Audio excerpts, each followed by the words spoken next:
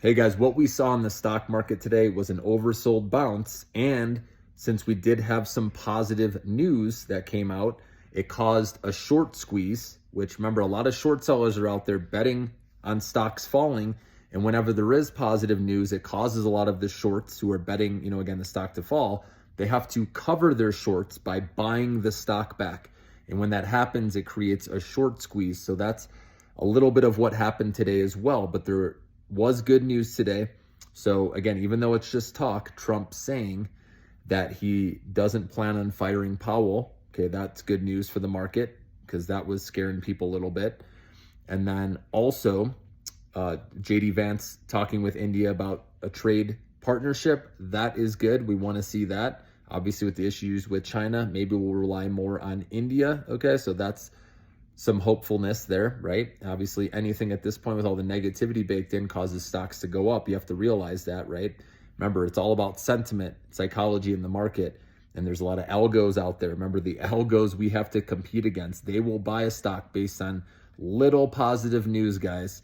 And that's why, sometimes it's best, even if you can't see through the darkness, if you're holding long term, you just have to pick a point while stocks are down to get in something and just ride out the turmoil, because once there is positive news, the algos buy immediately. And a lot of times we end up getting the burnt crumbs, as I like to say, at the bottom of the toaster, right, with those stocks because they've already skyrocketed. I'm sure you guys saw this last Wednesday when the market went up huge, right? And you were buying at way higher prices, right? And now it's bled off. And a lot of people stop losses probably hit and they got out of the way. So this is algos. It's hard to compete against that, guys. So just remember that. But I also want to talk about the VIX. If you really want to know where the stock market's going each day, honestly, just pull up the VIX. This is the fear gauge. You can literally just type it into your web browser, right? Or put VIX, in your phone, and it'll show you. Right now, it's a little above 30. This one up as high as 50, okay, 3 to 4 weeks ago. And again, that's when I was saying when fear is at ultimate high, and when we're completely oversold, those are the best times to buy, obviously, even though it's hard to do with all the negativity, right? But that's where I said the dollar cost average more into the Millionaire Maker stock portfolio, okay? And now the VIX has come down, and we haven't gone lower than those lows we saw 3 to 4 weeks ago. And so if the VIX keeps falling, guys, if it goes into the 20s, that's going to be great news for stocks. They can continue to go higher. Obviously, it will depend on headline news each day. Okay, that's what's going to dictate, what happens with the VIX, obviously. Right? Obviously, if Trump decides to do higher tariffs on some country out there, obviously the fear gauge, right, is going to spike, and that's not good for stocks. Remember, it's inverse. When the VIX goes up, then stocks go down. When the VIX goes down, then stocks go up. So that's what we saw today. So if the VIX can continue to fall, go in the 20s, and ideally get back under 20 eventually, that's where we could finally have some momentum back up with the stock market. But I'm not saying that's going to happen anytime soon, guys, okay?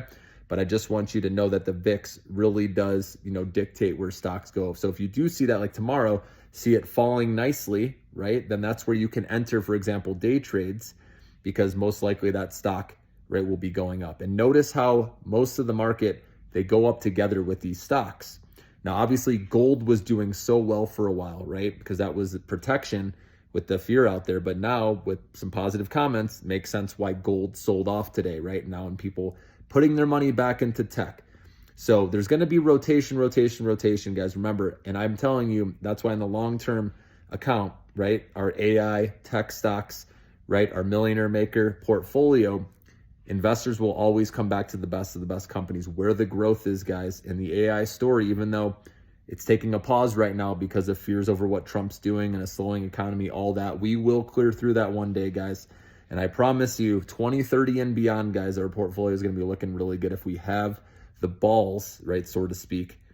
Sorry for you females watching, okay? But if you have the balls to buy, right, when there's uncertainty, when there's fear, it's so hard to do because every time we convince ourselves, oh, this time it's different. Oh my gosh, we're going to recession, maybe the Great Depression, right? But I really, truly don't believe Trump wants to go down that rabbit hole and really sabotage, everything. I do believe he cares what the stock market shows and the sentiment.